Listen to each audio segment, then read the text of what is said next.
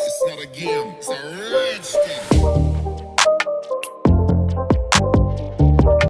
इस वीडियो का किसी धर्म, जात पात से कोई लेना देना नहीं है। लोगों को जागरूक करना और साथ ही साथ देश विदेश में चल रही अनोखी प्रथाओं के बारे में जानकारी देना है।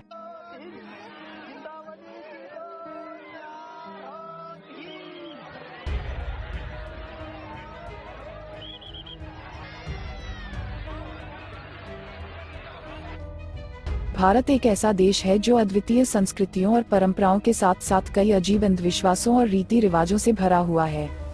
अनुष्ठान भावनाओं को उत्पन्न करते हैं जो प्रतीकों से जुड़े होते हैं, विश्वास, सोच, नैतिकता और संस्कृति के लिए आधार बनाते हैं। भारत में यह सब है।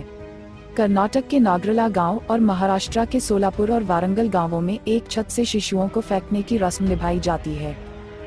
इस तरह की प्रथा बाकी दुनिया के लिए चौंकाने वाली हो सकती है, लेकिन इन ग्रामीणों का मानना है कि अनुष्ठान उनके शिशुओं को मजबूत बनाता है और उनके परिवारों के लिए सौभाग्य लाता है।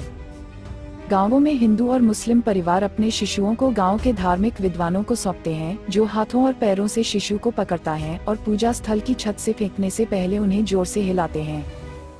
इस बीच गिरते बच्चों को पकड़ने के लिए पुरुषों का एक समूह कई फीट नीचे बेडशीट के साथ इंतजार करता है। बेडशीट पर शिशु के उतरने के बाद भीड़ खुशी से चहकती है, फिर बच्चों को उनके माता पिता को सौंप दिया जाता है।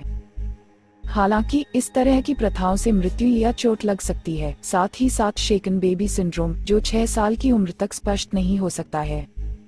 ऐसा कहा जाता है कि यह 700 साल पुराना अनुष्ठान एक धार्मिक प्रथा नहीं है, बल्कि एक स्थानीय प्रथा है। यह 2 साल से कम उम्र के बच्चों के लिए है। छोटे बच्चों के लिए इस अनुष्ठान के खतरों को जानने के बाद कई बाल अधिकार समूहों ने इस प्रथा पर रोक लगाने की दिशा में काम किया और भारत के राष्ट्रीय बाल अधिकार संरक्षण आयोग ने वर्ष 2009 में इस प्रथा को बंद करने का आदेश दिया। जागरूकता की कमी और उच्च शिशु मृत्यु दर ने ग्रामीण लोगों को इस तरह के तर्कहीन व्यवहारों में मजबूर कर दिया है, क्योंकि लोगों का मानना है कि इस तरह के अनुष्ठान उनके बच्चों को अच्छा स्वास्थ्य सुनिश्चित करेंगे। ऐसे मुद्दों के बारे में लोगों को शिक्षित करना स्थानीय प्रशासन की जिम्मेदारी है। लेकिन ग्रामीण अपने रिवाज को छोड़ने के लिए तैयार नहीं थे, क्योंकि वे दृढ़ता से मानते हैं कि यह उनके परिवार के लिए भाग्य और समृद्धि लाने का एकमात्र तरीका है।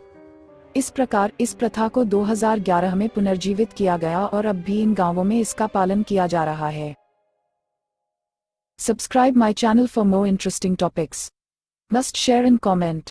Thanks for watching.